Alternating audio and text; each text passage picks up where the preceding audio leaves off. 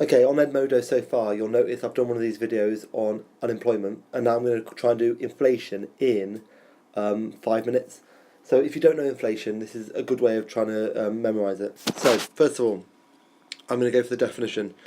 So we know the definition for inflation is you've got to have a few key words.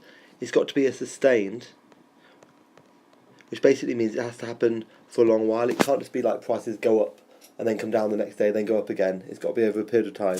It's got to be a sustained rise. You have to say in the general price level. If you put average price level, that's just as good. Now, just as a finale, it's really good if you say as measured by.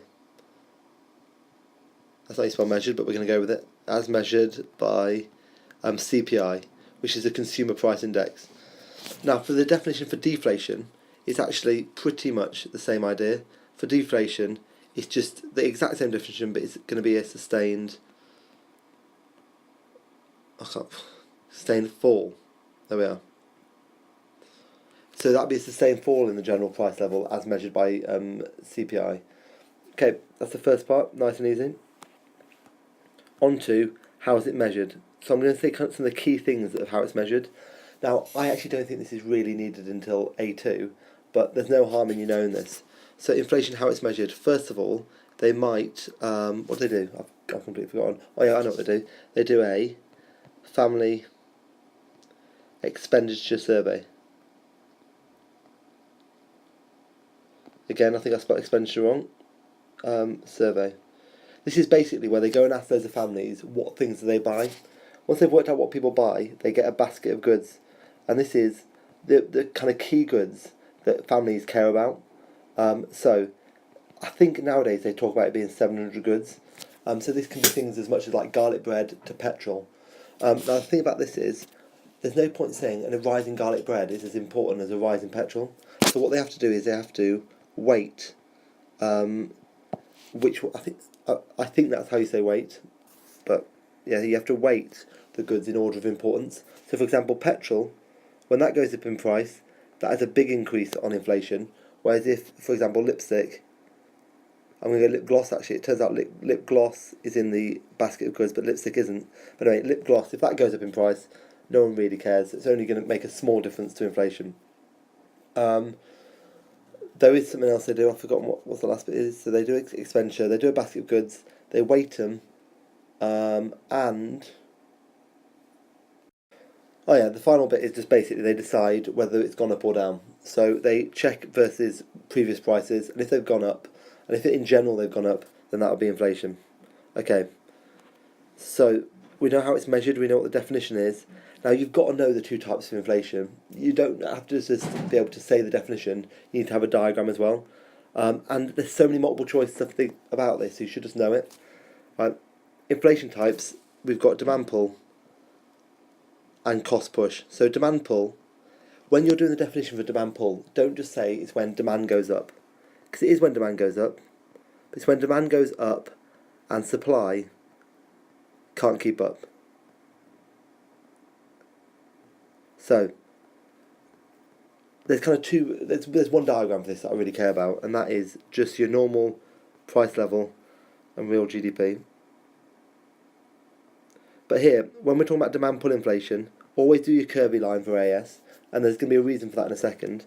Basically, if demand goes from AD1 to AD2, you do your dotted lines like you would do normally in an exam. Never miss out a chance to do dotted lines. Y1, Y2. Do not even think about putting Q1 and Q2 in my side of the course. And as you can see, the price level has gone up because there's been more demand.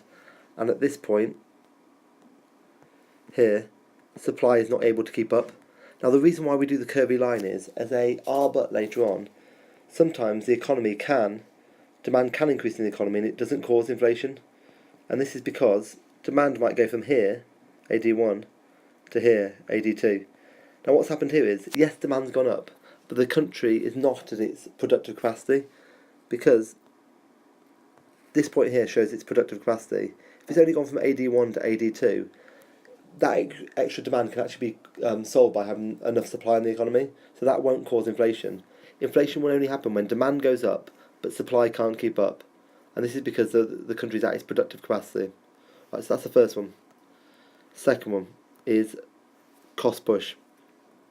Now, when they ask you to do cost push inflation, it's one of those things where you want to try and do a chain of reasoning. So you want to say every single point you can to try and get as many marks as you can. So cost push inflation starts off by saying when a firm's cost of production goes up.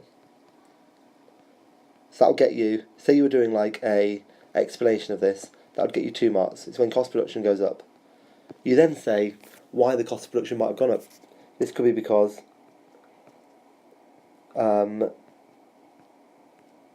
what's that, sorry?